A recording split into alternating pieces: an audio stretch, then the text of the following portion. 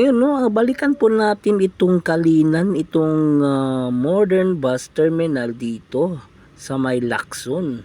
Tingnan po natin kasi hindi lang pala dalawang yung ginagawa dito project, kundi tatlo pala ang gagawin dito. Pero iba't ibang function, no? 안녕하세요 여러분. 잘 지냈어요?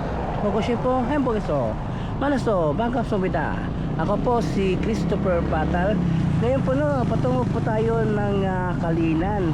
So tingnan po natin yung isa pang project sa Davao Modern Bus Terminal. Kasi hindi lang dalawang project, kundi tatlo pa pala. So puntahan po natin sa Kalinan. So ngayon oras is alas 5 ng umaga. So tara, update tayo, let's go. Good morning mga kapikoryo. So patungo po tayo sa may Kalinan. Balikan po natin itong Davao Modern Bus Terminal, no? Kasi yung nasa may Lacson, malapit sa TF, yun pala ay isang modern bus depot. Then yung sa loob ng TF, yun ang modern bus driving school, no? Pero yung mas mo talagang terminal ng probinsya patungong Cagayan, nasa harap lang pala ng Kalinan Hospital. Tingnan po natin. So yun po ating balikan. So tara, let's go. Ayan pa lang sa may Kalinan, sa may Lacson. Diyan pala ilalagay yung mga electronic bus. Diyan sa modern bus depot. Pero yung depot, kumalat po ito, no? Ang dami ng ginawa sa Davao City. Merong sa Turil, meron din sa may Bunawan, at meron din sa may Panakan, meron din sa Kabantian. Ang daming modern bus depot na nilagay dito sa Davao City. So dyan lahat ilalagay yung electronic bus.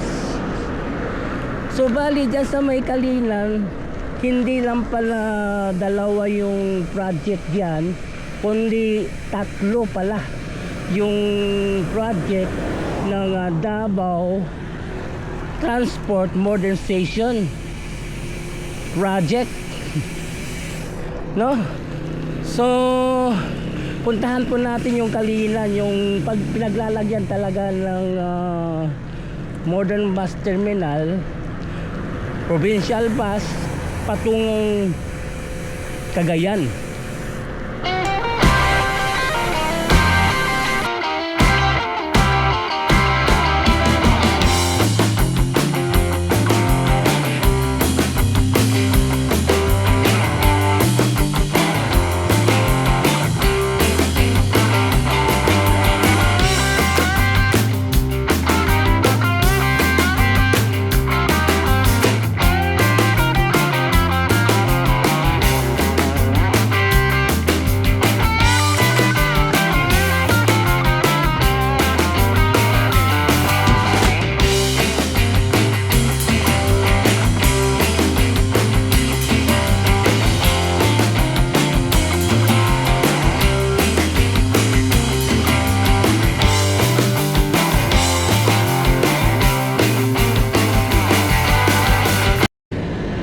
Umaga tayo umalis para presko yung sa daanan, hindi masyadong mainit.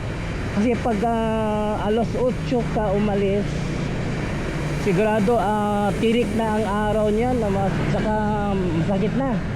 So kaya ilagahan po natin para presko sa daanan, hindi pa mainit. Patungo tayo sa Kalinan.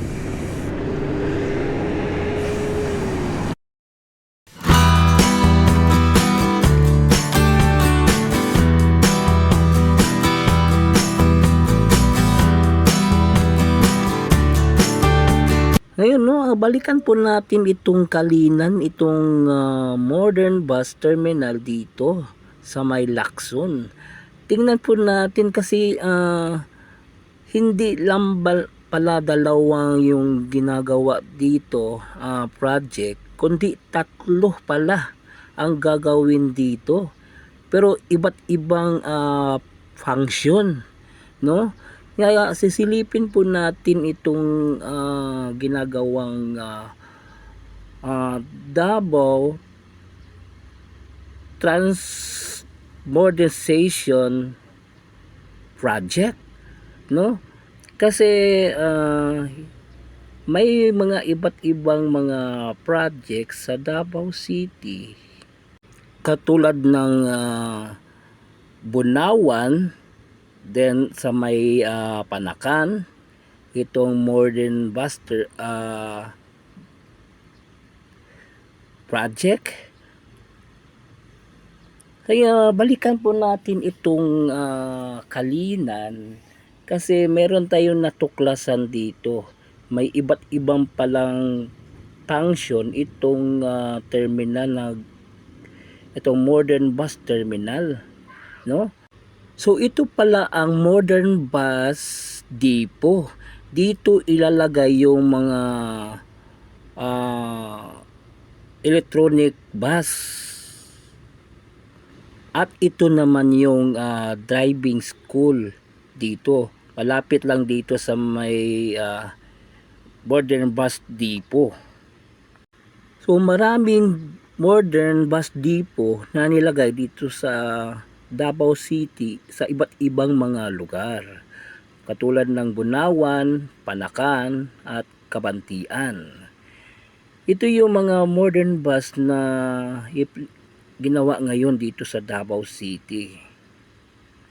Grabe ang project ng Davao City, lalo na itong Davao Transmodernization Bus Depot sa iba't ibang mga lugar dito sa Davao City. Ikinalat, no? Kaya naman balikan natin ang Kalinan na itatayo yung modern bus terminal pabiyahe patungong Cagayan.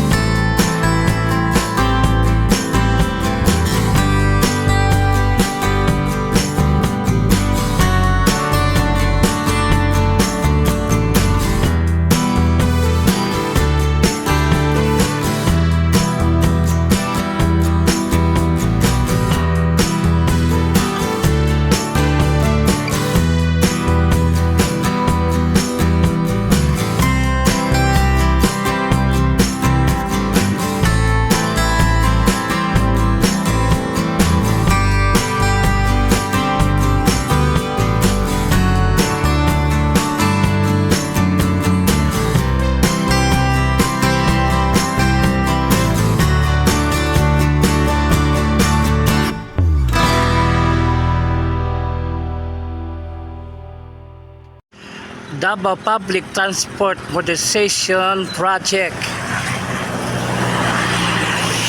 Consta package number 2. Design and building construct from Turil Terminal and Depot, Kalinan Terminal and Bunawan.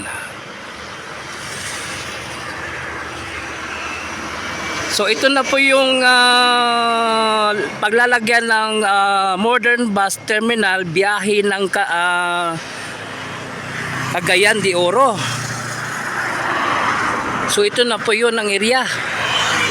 So ang area niya is 21,647 square meter. So malaki-laki din ang gagawin ditong modern bus terminal para sa Cagayan de Oro. So ito na po yun, no? Then ang construction po, China International Water and Electric Corporation. So ang location nito is Davao Bukidnon Highway, Megaville Street Junction, Barangay Talumo River, Davao City. Pero ito, lugar din ito sa Kalinan proper. Ito sa daanan ng Bukidnon Road. Sa harap lang nito ng Sea Oil din nakalagay. Pero malaki-laki yung space ng sa lalagyan ng modern bus terminal para sa Cagayan biyahe. Halos 21,647 square meter Kalilan Terminal. Tingnan nyo, ito yung kalaki.